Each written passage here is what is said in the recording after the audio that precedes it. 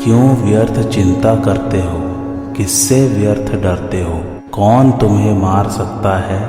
आत्मा न पैदा होती है न मरती है। जो हुआ वह अच्छा ही हुआ, जो हो रहा है वह अच्छा ही हो रहा है, जो होगा वह भी अच्छा ही होगा। तुम भूत का पश्चाताप न करो, भविष्य की चिंता न करो। वर्तमान चल रहा है, वर्तमान में रहकर जीवन जीना ही सार्थक है। तुम्हारा क्या गया जो तुम रोते हो। तुम क्या लेकर आए थे जिसके खो जाने का तुम पश्चाताप करते हो। तुमने क्या पैदा किया था जिसका नाश हो गया। तुम कुछ भी लेकर नहीं आए, जो कुछ भी लिया यहीं से लिया, जो कुछ दिया यहीं पर दिया। खाली हाथ आए, खाली हाथ ही चले। जय श्री कृष्णा मेरे सभी प्यारे कथा श्रोताओं को। मेरा नाम है नमित अग्रवाल और स्वागत है आपका मेरे चैनल कथावाचक में। 5वां अध्याय चल रहा है गीता में। आइए आज की कथा आरंभ करते हैं। कर्म करते समय अथवा न करते समय दोनों अवस्थाओं में स्वरूप में अकर्तापन ज्यों का त्यों है। इसलिए तत्वविद पुरुष यह अनुभव करता है कि कर्म करते समय भी मैं वही था और कर्म न करते समय भी मैं वही रहा। अतः कर्म करने अथवा न करने से अपने स्वरूप में क्या फर्क पड़ा, अर्थात स्वरूप तो अकर्ता ही रहा। इस प्रकार प्रकृति के परिवर्तन का अनुभव तो सबको होता है, पर अपने स्वरूप के परिवर्तन का ज्ञान किसी को नहीं होता। स्वरूप संपूर्ण क्रियाओं का निर्लिप्त रूप से आश्रय, आधार और प्रकाशक है। उसमें कभी किंचित मात्र भी परिवर्तन की संभावना नहीं है। स्वरूप में कभी अभाव नहीं होता। जब वह प्रकृति के साथ राग से तादात्म्य मान लेता है, तब उसे अपने में अभाव प्रतीत होने लग जाता है। उस अभाव की पूर्ति के लिए वह पदार्थों की कामना करने लग जाता है। कामना की पूर्ति के लिए उसमें कर्तापन आ जाता है, क्योंकि कामना हुए बिना स्वरूप में कर्तापन नहीं आता। प्रकृति से संबंध के बिना स्वयं कोई क्रिया नहीं कर सकता, कारण कि जिन करणों से कर्म होते हैं वे करण प्रकृति के ही हैं। कर्ता करण के अधीन होता है। जैसे कितना ही योग्य सुनार क्यों न हो, पर वह अहरन, हथौड़ा आदि औजारों के बिना कार्य नहीं कर सकता, ऐसे ही कर्ता करणों के बिना कोई क्रिया नहीं कर सकता। इस प्रकार योग्यता, सामर्थ्य और करण ये तीनों प्रकृति में ही हैं और प्रकृति के संबंध से ही अपने में प्रतीत होते हैं। ये तीनों घटते बढ़ते हैं और स्वरूप सदा ज्यों का त्यों रहता है। अतः इनका स्वरूप से संबंध है ही नहीं। कर्तापन प्रकृति के संबंध से है, इसलिए अपने को कर्ता मानना परधर्म है। स्वरूप में कर्तापन नहीं है, इसलिए अपने को अकर्ता मानना स्वधर्म है। जैसे ब्राह्मण अपने ब्राह्मणपन, मैं ब्राह्मण हूँ, इसमें निरंतर स्थित रहता है, ऐसे ही तत्वविद अपने अकर्तापन में निरंतर स्थित रहता है। विवेकशील ज्ञान योगी पहले ज्ञानेंद्रिय, कर्मेंद्रिय, अंतःकरण तथा प्राणों से होने वाली क्रियाओं को करते हुए भी मैं स्वयं कुछ भी नहीं करता हूँ ऐसा मानता है। फिर उसको ऐसा अनुभव हो जाता है। वास्तव में चिन्मय सत्ता मात्र में न करना है न होना है। स्थूल, सूक्ष्म और कारण शरीर में होने वाली संपूर्ण क्रियाएं प्रकृति में ही होती हैं, स्वयं में नहीं। अतः स्वयं का किसी भी क्रिया से किंचित मात्र भी संबंध नहीं है। अविवेक पूर्वक अहम को अपना स्वरूप मानने से जो अहंकार विमूढ़ आत्मा हो गया था, वही विवेक पूर्वक अपने को अहम से अलग अनुभव करने पर तत्वविद हो जाता है, अर्थात उसमें कर्तृत्व नहीं रहता। वह निरंतर चिन्मय तत्व में ही स्थित रहता है। अहंकार से मोहित होकर स्वयं ने भूल से अपने को कर्ता मान लिया तो वह कर्मों से तथा उनके फलों से बंध गया और 84 लाख योनियों में चला गया। अब अगर वह अपने को अहम से अलग माने और अपने को कर्ता न माने, अर्थात स्वयं वास्तव में जैसा है वैसा ही अनुभव कर ले, तो उसके मुक्त होने में आश्चर्य ही क्या है। तात्पर्य है कि जो असत्य है वह भी जब सत्य मान लेने से सत्य दिखने लग गया, तो फिर जो वास्तव में सत्य है उसको मान लेने पर वह वैसा ही दिखने लग जाए, तो इसमें क्या आश्चर्य है। वास्तव में स्वयं जिस समय अपने को कर्ता भोक्ता मानता है, उस समय भी वह कर्ता भोक्ता नहीं है, कारण कि अपना स्वरूप सत्ता मात्र है। सत्ता में अहम नहीं है और अहम की सत्ता नहीं है। अतः मैं करता हूँ यह मान्यता कितनी ही दृढ़ हो, है तो भूल ही। भूल को भूल मानते ही भूल मिट जाती है, यह नियम है। किसी गुफा में सैकड़ों वर्षों से अंधकार हो तो प्रकाश करते ही वह तत्काल मिट जाता है। उसके मिटने में अनेक वर्ष महीने नहीं लगते। इसलिए साधक दृढ़ता से यह मान ले कि मैं करता नहीं हूँ, फिर यह मान्यता रूप से नहीं रहेगी, प्रत्युत अनुभव में परिणत हो जाएगी। जड़ चेतन का तादात्म्य होने से मैं का प्रयोग जड़ के लिए भी होता है और चेतन के लिए भी होता है। जैसे मैं करता हूँ, इसमें जड़ की तरफ दृष्टि है, और मैं करता नहीं हूँ इसमें चेतन की तरफ दृष्टि है। जिसकी दृष्टि जड़ की तरफ है, अर्थात जो अहम को अपना स्वरूप मानता है, वह अहंकार विमूढ़ आत्मा है, और जिसकी दृष्टि चेतन की तरफ है वह तत्वविद है। जब साधक वर्तमान में मैं स्वयं कुछ भी नहीं करता हूँ, इस प्रकार स्वयं को अकर्ता अनुभव करने की चेष्टा करता है, तब उसके सामने एक बड़ी समस्या आती है।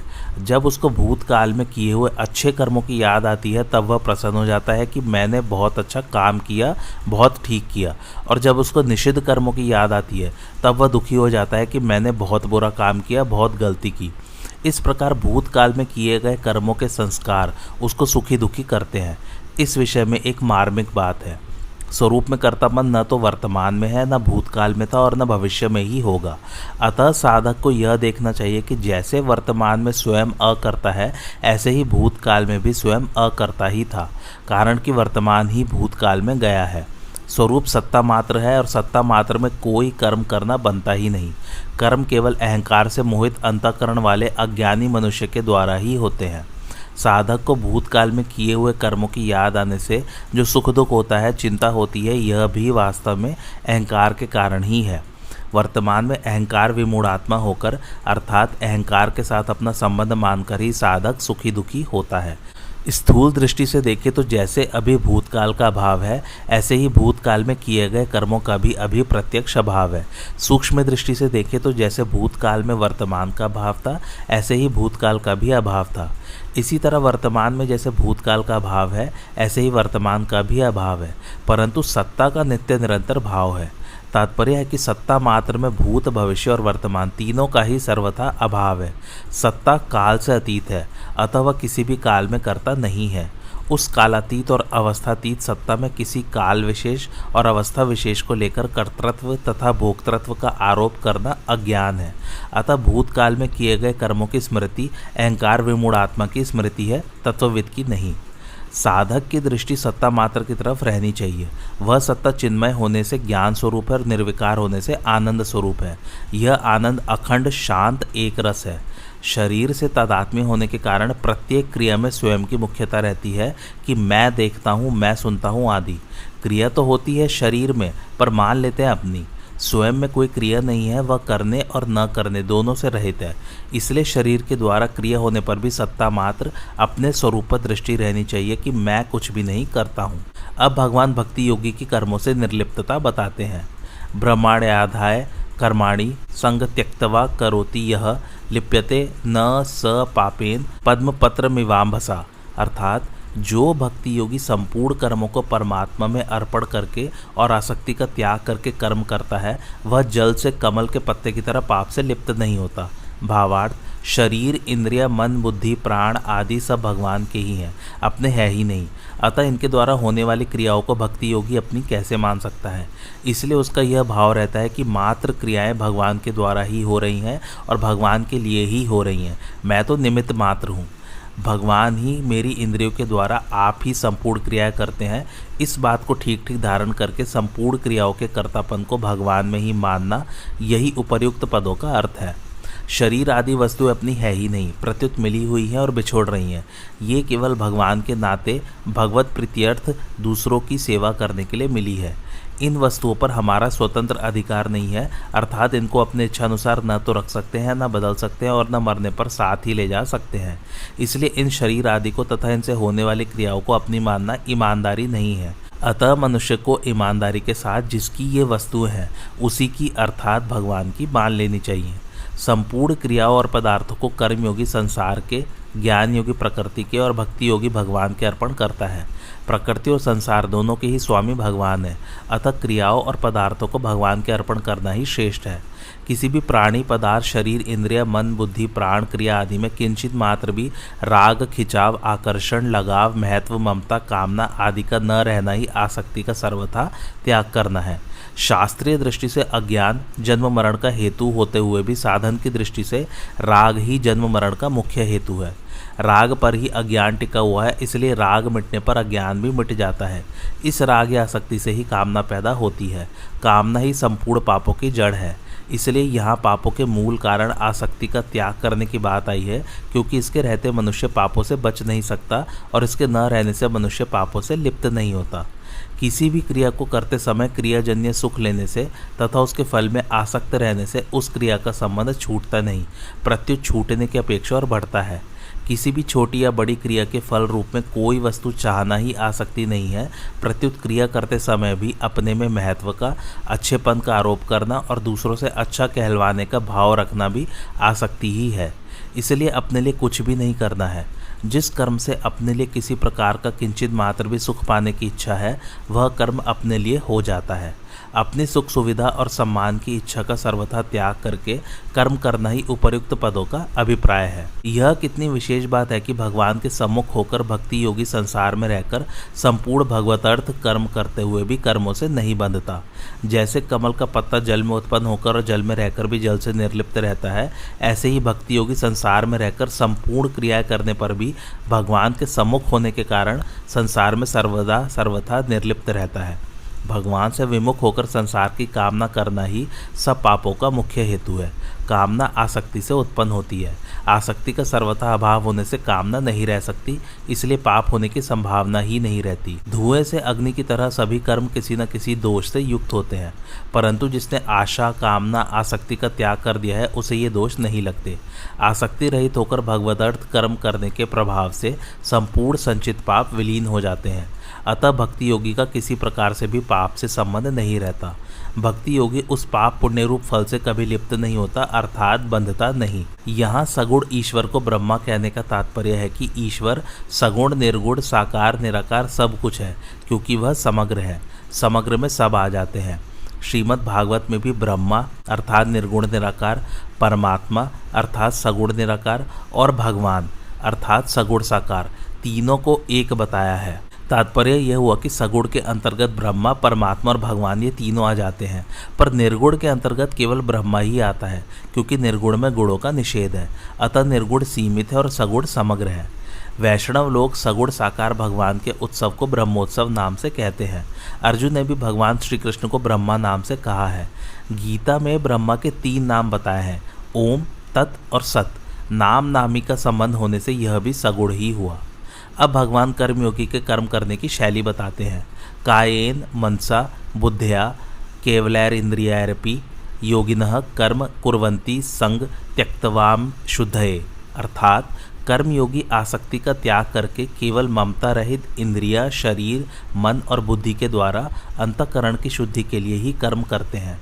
भावार्थ, जो योगी भगवद अर्पण बुद्धि से कर्म करते हैं वे भक्ति योगी कहलाते हैं, परंतु जो योगी केवल संसार की सेवा के लिए निष्काम भाव पूर्वक कर्म करते हैं वे कर्म योगी कहलाते हैं।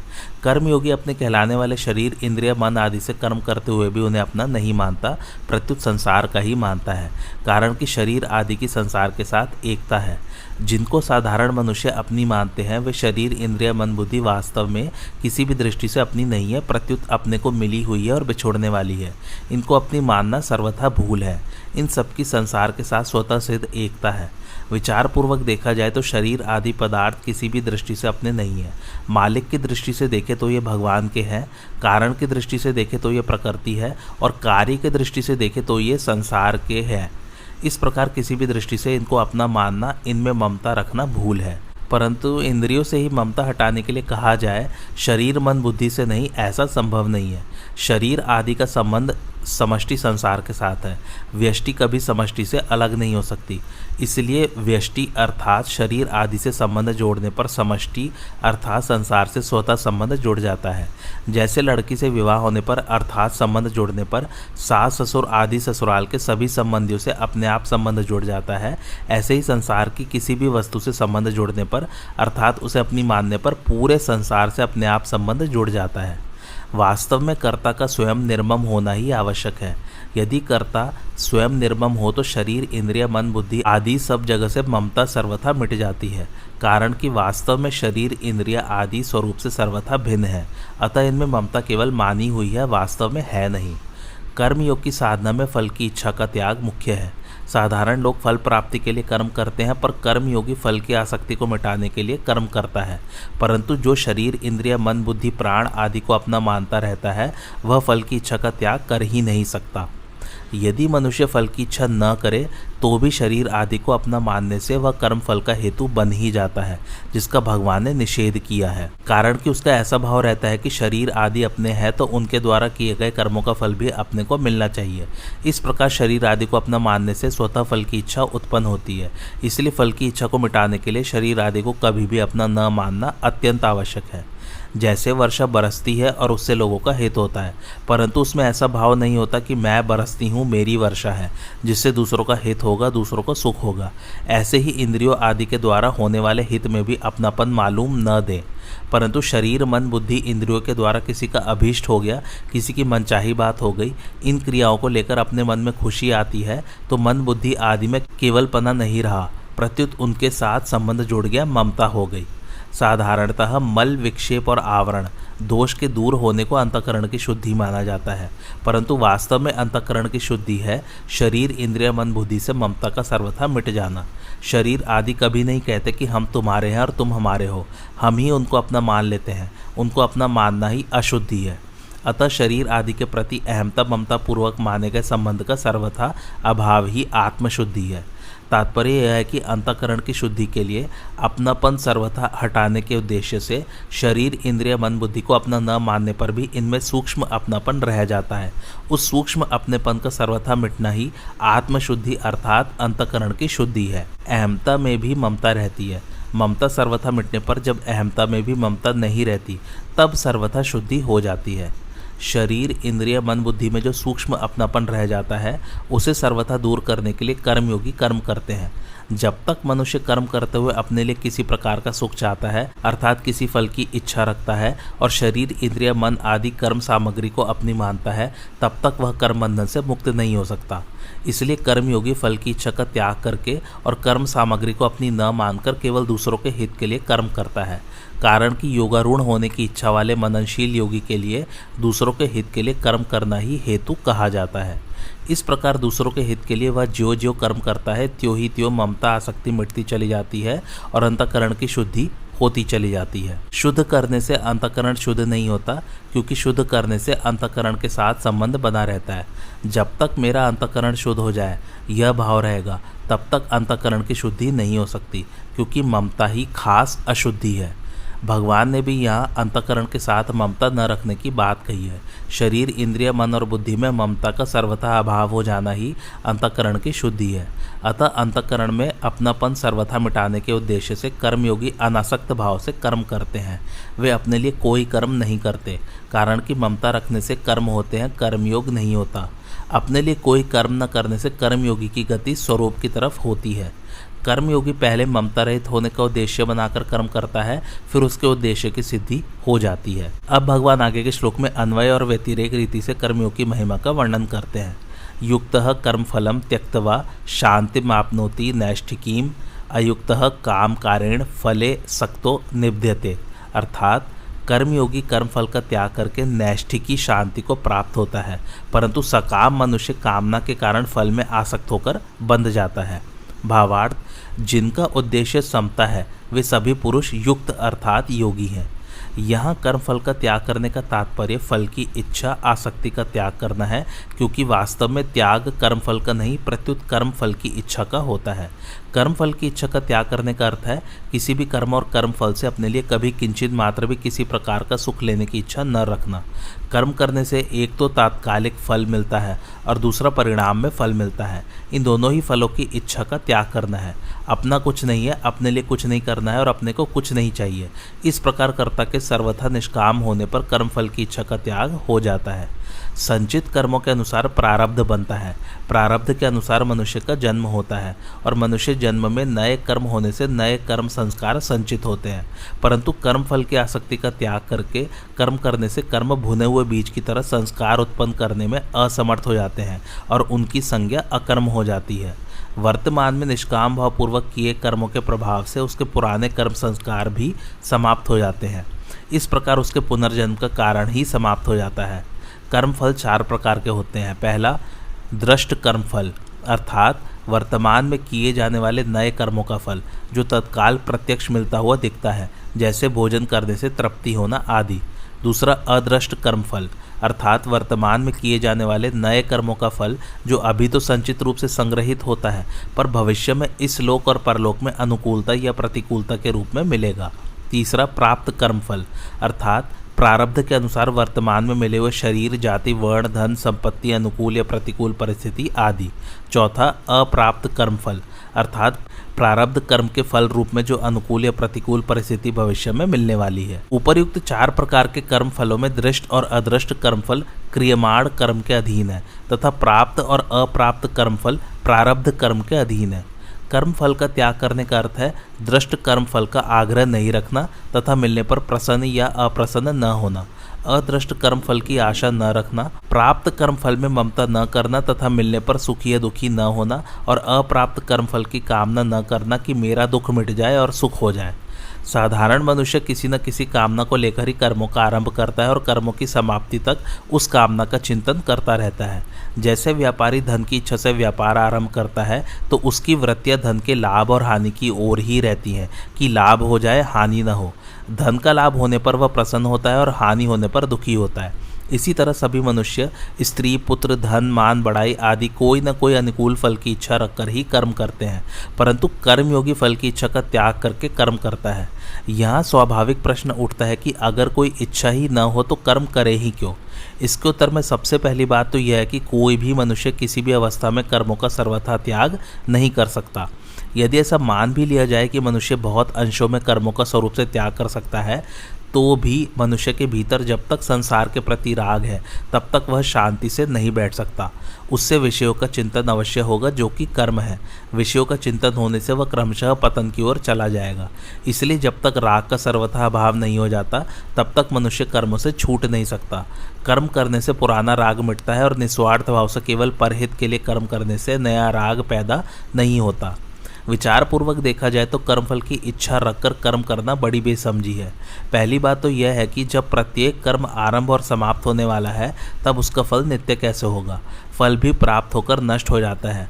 तात्पर्य यह है कि कर्म और कर्मफल दोनों ही नाशवान है। या तो फल नहीं रहेगा या हमारा कहलाने वाला शरीर नहीं रहेगा। दूसरी बात, इच्छा रखें या न रखें, जो फल मिलने वाला है वह तो मिलेगा ही। इच्छा करने से अधिक फल मिलता हो और इच्छा न करने से कम फल मिलता हो, ऐसी बात नहीं है। अतः फल की कामना करना बेसमझी ही है। निष्काम भाव से अर्थात फल की कामना न रखकर लोक हितार्थ कर्म करने से कर्मों से संबंध विच्छेद हो जाता है।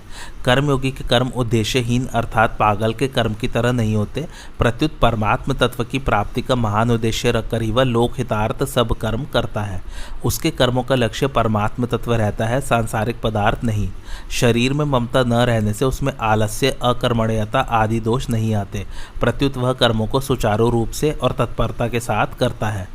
जिन कर्मों को करने से नाशवान पदार्थों की प्राप्ति होती है वे ही कर्म निष्काम भावपूर्वक एकमात्र परमात्म तत्व की प्राप्ति का उद्देश्य रखकर लोक हितार्थ करने से नित्य सिद्ध परमात्म तत्व की अनुभूति में हेतु बन सकते हैं।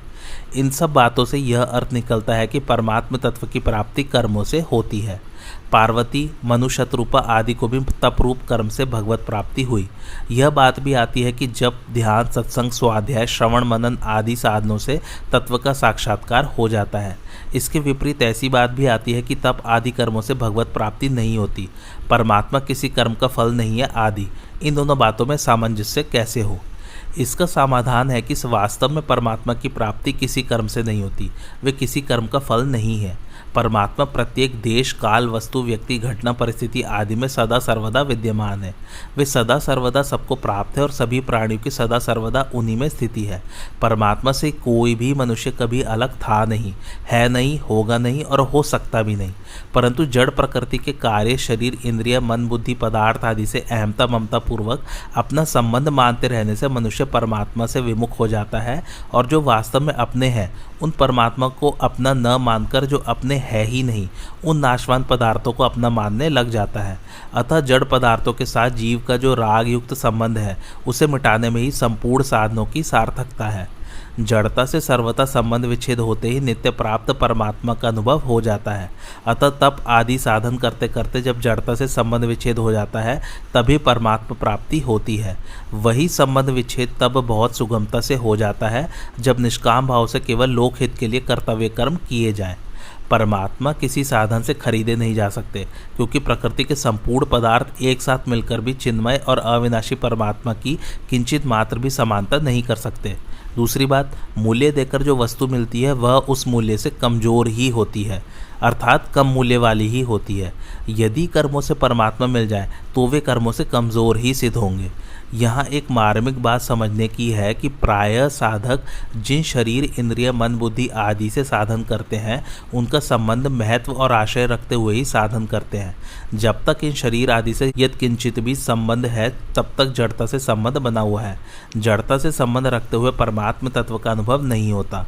परमात्म तत्व की प्राप्ति जड़ता के द्वारा नहीं होती, प्रत्युत जड़ता के त्याग से होती है। जिस जाति का संसार है उसी जाति के शरीर, इंद्रिय, मन, बुद्धि आदि हैं।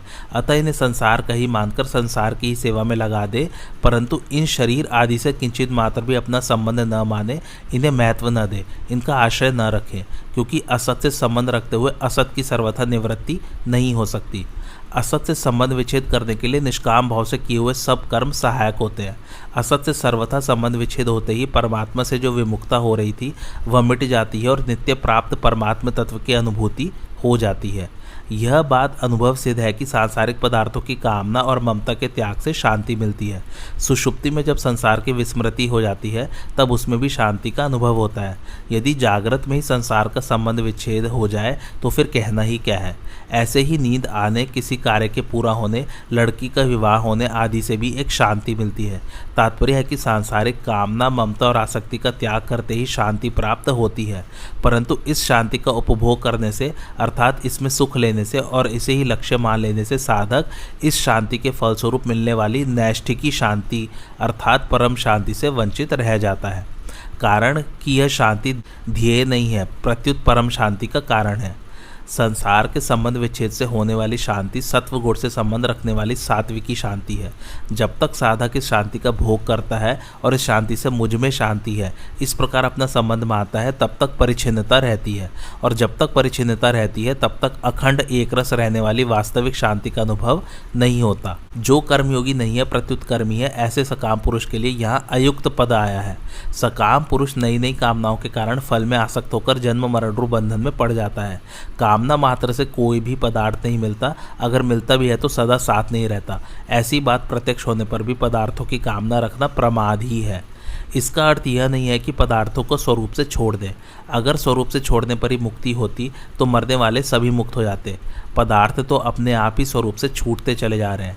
अतः वास्तव में उन पदार्थों में जो कामना, ममता और आसक्ति है उसी को छोड़ना है, क्योंकि पदार्थों से कामना, ममता, आसक्ति पूर्वक माना हुआ संबंध ही जन्म मरण रूप बंधन का कारण है।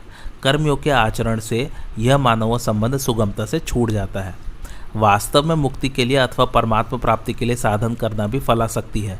मनुष्य की आदत पड़ी हुई है कि वह प्रत्येक कार्य फल की कामना से करता है। इसलिए कहा जाता है कि मुक्ति के लिए, परमात्मा प्राप्ति के लिए साधन करें। वास्तव में साधन केवल असाधन को मिटाने के लिए है। मुक्ति स्वतः सिद्ध है, परमात्मा नित्य प्राप्त है। परमात्मा प्राप्ति किसी क्रिया का फल नहीं है, अतः कुछ करने से परमात्मा प्राप्ति होगी ऐसी इच्छा रखना भी फल इच्छा है। साधक को यह नहीं देखना चाहिए कि मैं यह साधन करूंगा तो इसका यह फल होगा। फल को देखना ही फलासक्ति है, जिससे वर्तमान में साधन ठीक नहीं होता। अतः फल को न देखकर अपने साधन को देखना चाहिए, साधन तत्पर होकर करना चाहिए, फिर सिद्धि अपने आप आएगी। अगर साधक फल की ओर देखता रहेगा तो सिद्धि नहीं होगी। हम निर्विकल्प निष्काम हो जाएंगे तो बड़ा सुख मिलेगा। इस प्रकार मूल में सुख लेने की जो इच्छा रहती है यह भी फल इच्छा है, जो साधक को निर्विकल्प निष्काम नहीं होने देती। कर्मयोग का वर्णन करके भगवान पुनः सांख्य योग का विस्तार पूर्वक वर्णन करते हैं।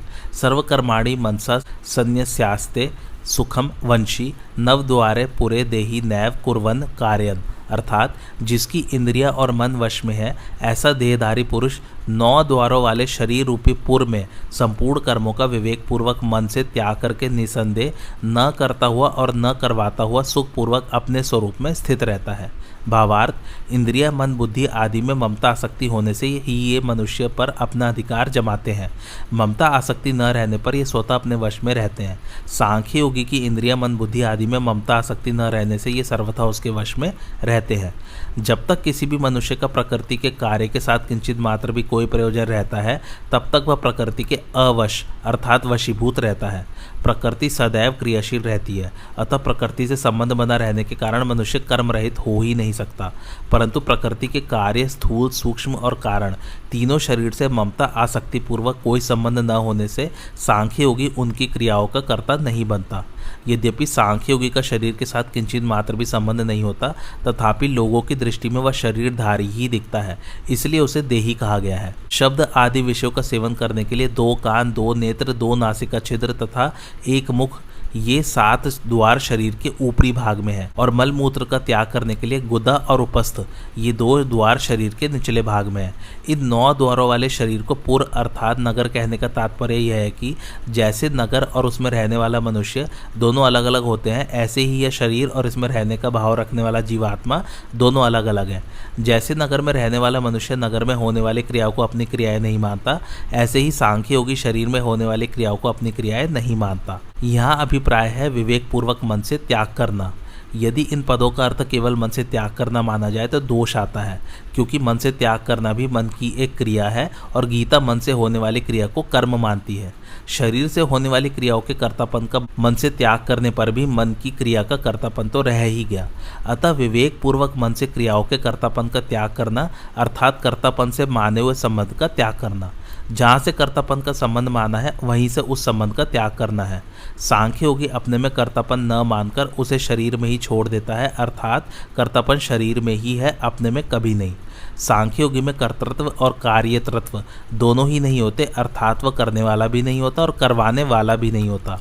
शरीर इंद्रिय मन बुद्धि आदि से किंचित मात्र भी अहमता ममता का संबंध न होने के कारण सांख्य योगी उनके द्वारा होने वाली क्रियाओं का कर्ता अपने को कैसे मान सकता है, अर्थात कभी नहीं मान सकता। भगवान ने कहा है कि शरीर में रहते हुए भी यह अविनाशी आत्मा कुछ नहीं करता। यहाँ शंका होती है कि जीवात्मा स्वयं कोई कर्म नहीं करता, किंतु वह प्रेरक बनकर कर्म तो करवा सकता है। इसका समाधान यह है कि जैसे सूर्य भगवान का उदय होने पर संपूर्ण जगत में प्रकाश छा जाता है, लोग अपने अपने कामों में लग जाते हैं, कोई खेती करता है, कोई वेद पाठ करता है, कोई व्यापार करता है आदि, परंतु सूर्य भगवान विहित या निषिद्ध किसी भी क्रिया के प्रेरक नहीं होते। उनसे सबको प्रकाश मिलता है, पर उस प्रकाश का कोई सदुपयोग करे या दुरुपयोग, इसमें सूर्य भगवान की कोई प्रेरणा नहीं है। यदि उनकी प्रेरणा होती तो पाप या पुण्य कर्मों का भागी भी उन्हीं को होना पड़ता। ऐसे ही चेतन तत्व से प्रकृति को सत्ता और शक्ति तो प्राप्त होती है, पर वह किसी क्रिया का प्रेरक नहीं होता। मनुष्य मात्र के स्वरूप में स्वाभाविक स्थिति है, परंतु वे अपनी स्थिति शरीर इंद्रिय मन बुद्धि प्राण आदि में मान लेते हैं, जिससे उन्हें इस स्वाभाविक स्थिति का अनुभव नहीं होता। परंतु सांख्य योगी को निरंतर स्वरूप में अपनी स्वाभाविक स्थिति का अनुभव होता रहता है। स्वरूप सदा सर्वदा सुख स्वरूप है। वह सुख अखंड एकरस और परिच्छिन्नता से रहित है। एक वस्तु की दूसरी वस्तु में जैसी स्थिति होती है, स्वरूप में वैसी स्थिति नहीं होती, कारण कि स्वरूप ज्यों का त्यों विद्यमान रहता है। उस स्वरूप में मनुष्य की स्थिति स्वतः स्वाभाविक है, अतः उसमें स्थित होने में कोई श्रम उद्योग नहीं है। स्वरूप को पहचानने पर एक स्वरूप ही स्वरूप रह जाता है। समस्त उत्पन्न तत्व उस अनुत्पन्न तत्व के आश्रित है। उस सर्वाधिष्ठानुरूप तत्व को किसी आधार की आवश्यकता ही क्या है। तत्व प्राप्ति में करने का भाव ही बाधक है। करने के भाव से ही कर्तृत्व आता है और कर्तृत्व से ही व्यक्तित्व आता है। क्रिया प्रकृति में है, स्वरूप में स्वतः अक्रियता है। अतः करने से प्रकृति के साथ संबंध जुड़ता है और कुछ नहीं करने से स्वरूप में स्वतः स्थिति होती है। मेरे को कुछ नहीं करना है, यह भाव भी करने के ही अंतर्गत है। अतः करने से भी मतलब नहीं होना चाहिए और न करने से भी मतलब नहीं होना चाहिए। स्वरूप करने और न करने दोनों से रहित अर्थात निरपेक्ष तत्व है। गुणों के संग से ही जीव अवश अर्थात पराधीन होता है। ज्ञान योग से अवशता मिट जाती है और जीव वशी अर्थात स्वाधीन निरपेक्ष जीवन हो जाता है। पूर्व श्लोक में कहा गया कि सांख्य योगी न तो कर्म करता है और न करवाता ही है, किंतु भगवान तो कर्म करवाते होंगे। इसके उत्तर में आगे का श्लोक कहते हैं, न कर्तृत्वम न कर्माणि लोकस्य सृजति प्रभु न कर्मफल संयोगम स्वभावस्तु प्रवर्तते। अर्थात परमेश्वर मनुष्य के न कर्तव्य की, न कर्मों की और न कर्मफल के साथ संयोग की रचना करते हैं, किंतु स्वभाव ही बरत रहा है। भावार्थ, सृष्टि की रचना का कार्य सगुण भगवान का है। भगवान सर्वसमर्थ है और सबके शासक नियामक है। सृष्टि रचना का कार्य करने पर भी वे अकर्ता ही हैं। किसी भी कर्म के कर्तापन का संबंध भगवान का बनाया हुआ नहीं है। मनुष्य स्वयं ही कर्मों के कर्तापन की रचना करता है। संपूर्ण कर्म प्रकृति के द्वारा किए जाते हैं, परंतु मनुष्य अज्ञानवश प्रकृति से तादात्म्य कर लेता है और उसके द्वारा होने वाले कर्मों का कर्ता बन जाता है। तात्पर्य यह है कि कर्तापन भगवान का बनाया हुआ नहीं है, अपितु जीव का अपना माना हुआ है। अतः जीव इसका त्याग कर सकता है। भगवान ऐसा विधान भी नहीं करते कि अमुक जीव को अमुक शुभ अथवा अशुभ कर्म करना पड़ेगा। यदि ऐसा विधान भगवान कर देते तो विधि निषेध बताने वाले शास्त्र, गुरु, शिक्षा आदि सब व्यर्थ हो जाते। उनकी कोई सार्थकता ही नहीं रहती और कर्मों का फल भी जीव को नहीं भोगना पड़ता। जीव जैसा कर्म करता है वैसा फल उसे भोगना पड़ता है। जड़ होने के कारण कर्म स्वयं अपना फल भुगताने में असमर्थ है। अतः कर्मों के फल का विधान भगवान करते हैं। भगवान कर्मों का फल तो देते हैं, पर उस फल के साथ संबंध भगवान नहीं जोड़ते, प्रत्युत जीव स्वयं जोड़ता है। जीव अज्ञानवश कर्मों का कर्ता बनकर और कर्म फल में आसक्त होकर कर्म फल के साथ अपना संबंध जोड़ लेता है और इसी से सुखी दुखी होता है। यदि वह कर्म फल के साथ स्वयं अपना संबंध न जोड़े तो वह कर्म फल के संबंध से मुक्त रह सकता है। यदि कर्म फल का संबंध भगवान ने जोड़ा होता तो जीव कभी कर्म फल से मुक्त नहीं होता। भगवान कहते हैं, कर्म फल का हेतु भी मत बन। तात्पर्य हुआ कि सुखी दुखी होना अथवा न होना और कर्म फल का हेतु बनना अथवा न बनना मनुष्य के हाथ में है। यदि कर्म फल का संबंध भगवान का बनाया हुआ होता तो मनुष्य कभी सुख दुख में सम नहीं हो पाता और निष्काम भाव से कर्म भी नहीं कर पाता, जिसे करने की बात भगवान ने गीता में जगह जगह कही है। शंका यहाँ आती है, श्रुति में आता है कि भगवान जिसकी ऊर्ध्व गति करना चाहते हैं उससे तो शुभ कर्म करवाते हैं और जिसकी अधोगति करना चाहते हैं उससे अशुभ कर्म करवाते हैं। जब भगवान ही शुभ अशुभ कर्म करवाते हैं तो फिर भगवान किसी के कर्तृत्व, कर्म और कर्मफल संयोग की रचना नहीं करते। ऐसा कहना तो श्रुति के साथ विरोध हुआ। इसका समाधान यह है कि वास्तव में श्रुति के उपर्युक्त कथन का तात्पर्य शुभाशुभ कर्म करवाकर मनुष्य की ऊर्ध्वगति और अधोगति करने में नहीं है, प्रत्युत प्रारब्ध के अनुसार कर्मफल भुगताकर उसे शुद्ध करने में है। अर्थात मनुष्य शुभाशुभ कर्मों का फल जैसे भोग सके, भगवान कृपा पूर्वक उसे कर्म बंधन से मुक्त करके अपना वास्तविक प्रेम प्रदान करने के लिए उसके प्रारब्ध के अनुसार वैसी ही परिस्थिति और बुद्धि बना देते हैं। मूल में शुभ अर्थात पुण्य और अशुभ अर्थात पाप कर्म मनुष्य कामना के वशीभूत होकर ही करता है, जिनका फल क्रमशः ऊर्ध्वगति अर्थात स्वर्ग आदि लोकों की प्राप्ति और अधोगति अर्थात नरकों की प्राप्ति होता है। मनुष्य मुक्ति के लिए भगवान की दी हुई स्वतंत्रता का दुरुपयोग करके ही कामना करता है।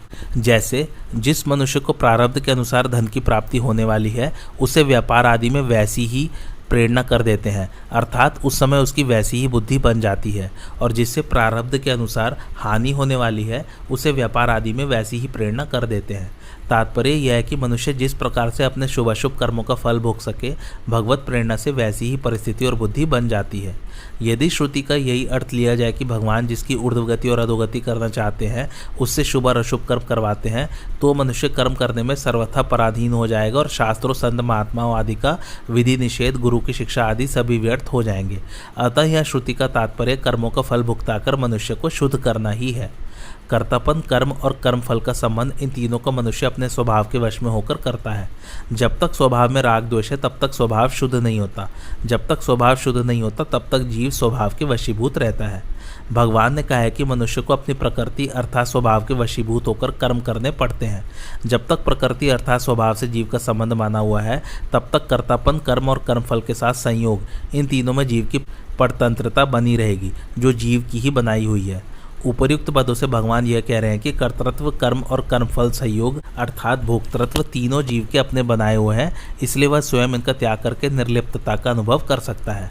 कर्तापन, कर्म और कर्मफल का संयोग परमात्मा की सृष्टि नहीं है, प्रत्युत जीव की सृष्टि है, इसलिए जीव पर ही इनके त्याग की जिम्मेवारी है। वास्तव में संसार के साथ संबंध विच्छेद स्वाभाविक है, परंतु अस्वाभाविकता में स्वाभाविकता देखने के कारण संसार का संबंध स्वाभाविक दिखने लग गया। यह स्वभाव स्वतः नहीं है, प्रत्युत बनाया हुआ है अर्थात कृत्रिम है। आज की कथा यहीं समाप्त होती। कैसे लगे आप लोगों को मेरी कथा मुझे कमेंट करके ज़रूर बताइए और मेरे चैनल कथावाचक को लाइक, शेयर और सब्सक्राइब जरूर कीजिए। Thanks for watching. धन्यवाद।